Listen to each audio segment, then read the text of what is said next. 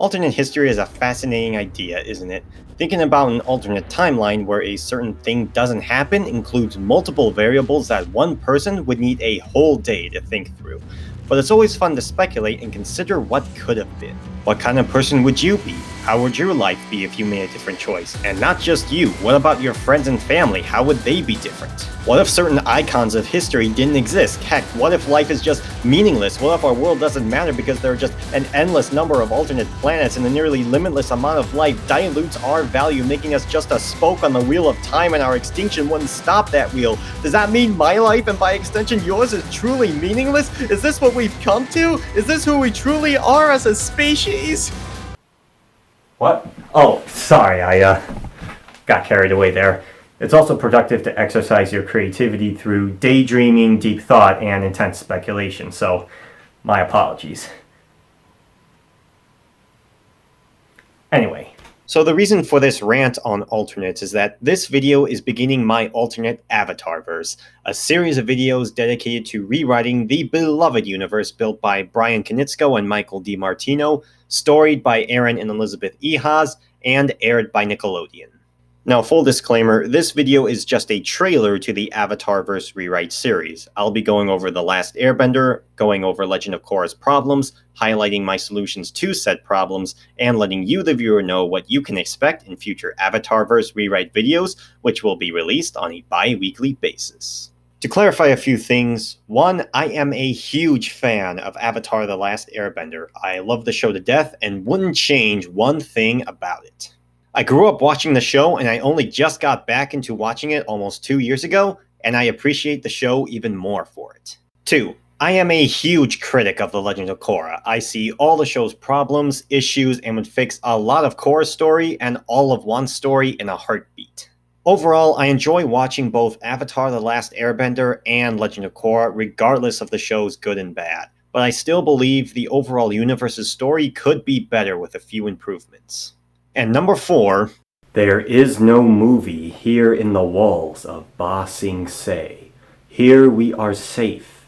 Here we are free. So in short, this video series will focus mainly on rewriting Wan's story in Beginnings and rewriting the rest of the entire Legend of Korra story to make the Avatarverse much better than the version we have in real life. Some new ideas will be inserted into this version to make it more interesting and compelling. Other ideas from the original version will be rightfully modified, drastically overhauled, or trashed outright. You know which ones I'm talking about. Before we get into the actual rewrite, let me just take a few minutes to talk about my approach. To start off, I won't be changing like water anything about Avatar The Last Airbender. The show is perfect the way it is, and no changes should be made. Rather, this series will be entirely about changing Wan and Korra's story as a whole because, let's be honest, Beginnings and Legend of Korra are a big old flameo hotman mess. Because regardless of whether or not you believe Legend of Korra is somehow better than the original show, there is no doubt that the sequel isn't perfect and needs a whole lot of fixes before it can get anywhere near the quality of The Last Airbender. So we'll be looking at the problems that plagued Korra, and undoubtedly the single biggest problem that plagued Korra is the fact that Nickelodeon kept changing the show's layout as it was being released, and this killed the quality of the sequel series. First, it was supposed to be a mini-series of 6 episodes with a certain type of story. Then, it was changed to a full season of 12 episodes, which isn't even a full season considering the original show had 20 episodes per season, which forced the writers to come up with a completely different story.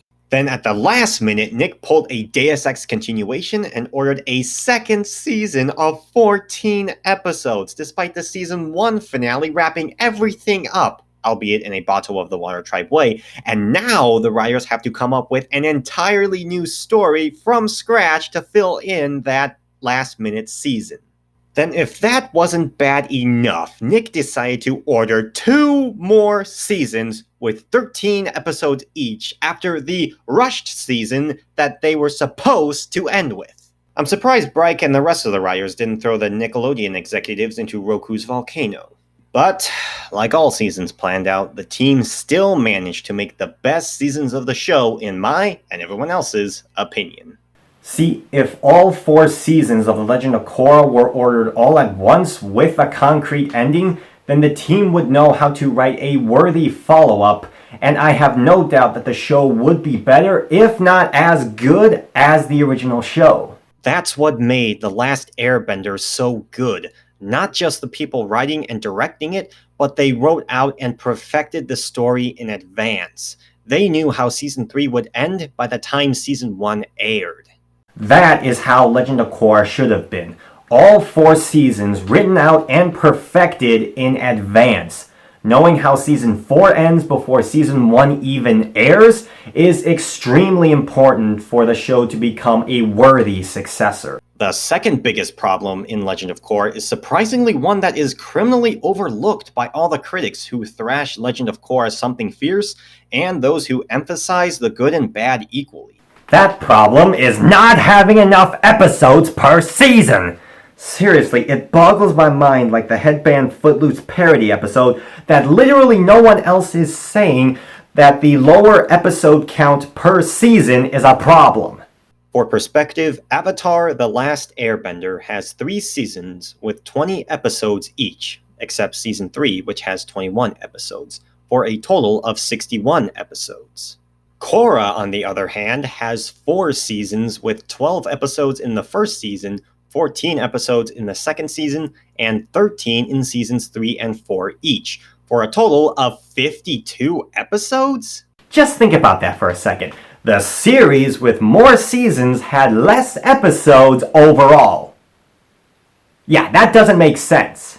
This results in seasons with stories that are simpler, less detailed, and fast-tracked, with no room for complex story ideas, deep character development, or examinations of world building. Simply by giving all 4 seasons 20 episodes each for a total of 80 episodes for the series, there is a ton of space for character development, complex storytelling, and continued world building in the world that we all know and love. The third problem is the fact that Aaron Ehasz and Elizabeth Welch were not involved in production at all. And the story and characters tanked because of it. To be fair, Mike and Bryan would still have produced a better product if the 2 above problems didn't exist, but it still wouldn't have been as good as the original if Aaron and Elizabeth were not involved. The reason for this is while Michael and Bryan were the experts at world building and action making, Aaron and Elizabeth were the experts at storytelling and character development. Look no further than the episodes written by the 4. Bryke wrote The Boy in the Iceberg, The Avatar Returns, The Southern Air Temple, Avatar Roku, The Blue Spirit, The Waterbending Scroll, The Blind Bandit, Serpent's Pass, The Drill, The Guru, The Invasion, The Phoenix King, Into the Inferno, and Avatar Aang. There are 2 things all 14 of these episodes have in common: good world building and better action, both of which allowed all of these episodes to be among the best of the show. The Ehazes wrote The Spirit World, The Storm, The Fortune Teller, The Northern Air Temple, The Siege of the North Part 2, The Avatar State, Return to Omashu, Zuko Alone, Bitter Work, Appa's Lost Days, The Crossroads of Destiny, The Awakening, The Avatar and the Fire Lord, The Eclipse, The Western Air Temple, The Southern Raiders, and The Old Masters.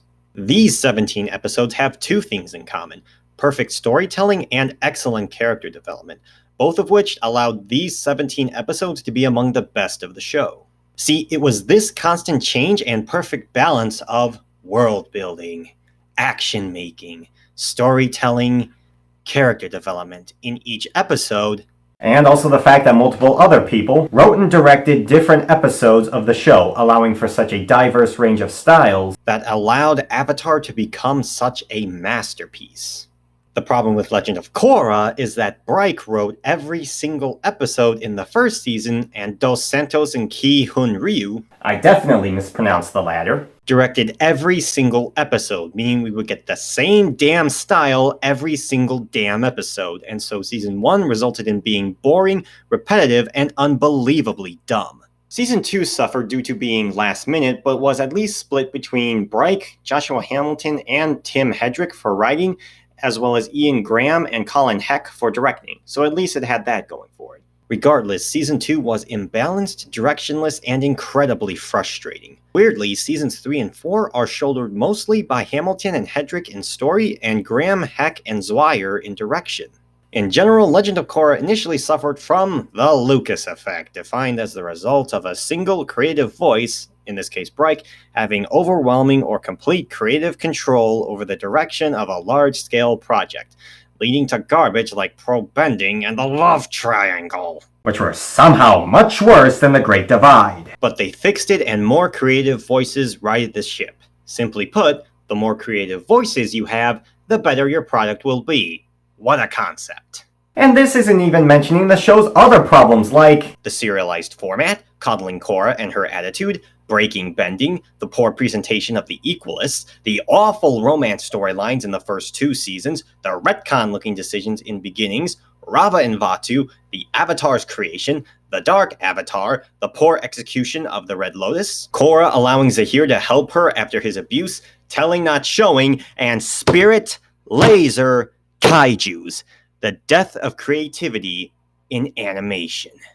There is a lot of work that needs to be done here.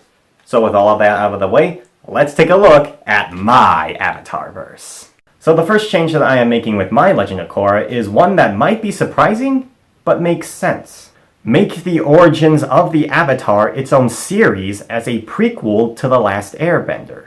I know it might sound crazy, but considering that most people consider Avatar The Last Airbender to be the perfect spiritual successor to Star Wars, why not make it official by making a prequel series that focuses on the formation of the world of Avatar, the Avatar itself, and the 4 nations? So that's how I will start my rewrite of the Avatarverse. Modify the Beginnings episodes into a series that explains how the Avatar was created, how the cycle began, how the Avatar became the only human to master all 4 elements, how the Avatar state was created, and how the world of Avatar began. An easy way to categorize my Avatarverse time-wise is that Avatar Beginnings represents antiquity, The Last Airbender represents the medieval Imperial Age, and Legend of Korra represents the modern age. Or basically, Avatar Beginnings is the prequel, The Last Airbender is the original trilogy, and Legend of Korra is the sequel trilogy. Now, I do understand, demystifying source material kills the magic and makes the content less compelling, since we all know the mystery is always more interesting than the answer, but it would still make a compelling story to see the origins of this world that we love so much. When written correctly, it can make the world bigger and more compelling, and we as the fans will love it for being bigger and more compelling. So Beginnings will be the beginning, obviously, of the overall story. The Last Airbender is the middle part, and Legend of Korra is the end of the overall story. But what story exactly?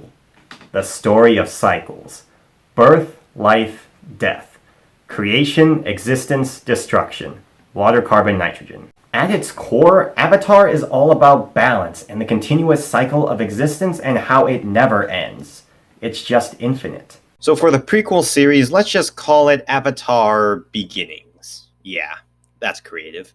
As for the series layout, I'm going to basically make myself a hypocrite and say that it should be 4 seasons long with 10 episodes each season. Now, there are 2 reasons for this. One, my Beginnings series story isn't just a general fix on Wan's story to make it more cohesive and less retconish. My version will be an episode-by-episode redo, a complete overhaul of the Beginnings story and characters as well as continuous building of the Avatar mythos. Each episode will have its own story, which is written within the overarching season story, which is written into the overarching series' story, which is written into the overarching universe's story. Inception style, baby. And since all the episode material will be new and nobody really asked for an Avatar prequel series around this time, despite the fact that I'm making one myself, I prefer to take it easy on myself. So 4 seasons, 10 episodes each, for a total of 40 episodes. 2. The origins of the world of Avatar and the Avatar itself doesn't need a lot of episodes to make it great, though it would still be exciting to see a series based on the origins of the show, written by Bryke, Aaron, and Elizabeth. That still runs the risk of demystifying Avatar and killing the magic that makes it so special to us. There's really only one rule you need to follow in order to prevent the demystification of a mythos. Don't add anything new or change the old in terms of the existing mythos. The lion turtles are the original energy benders. The moon, Bajimals, dragons, and sky bison taught humanity how to bend the elements, and the Avatar can be more than just a human spirit hybrid. And so now we come to the end of my Avatarverse rewrite trailer. Like I said, I wasn't planning on starting my rewrites in this video. I will start my rewrites though on my next video. This video is just a generalization of what you can expect in my future Avatarverse rewrite series. So what do you think of my videos so far? If you like them, feel free to give me a like, share, and subscribe, and hit the notification button. If not, feel free to let me know your thoughts in the comments. I take any and all criticism and suggestions. I'm Michael, this has been the Avatar Rewrite Universe, and never forget, be better tomorrow than what you were today.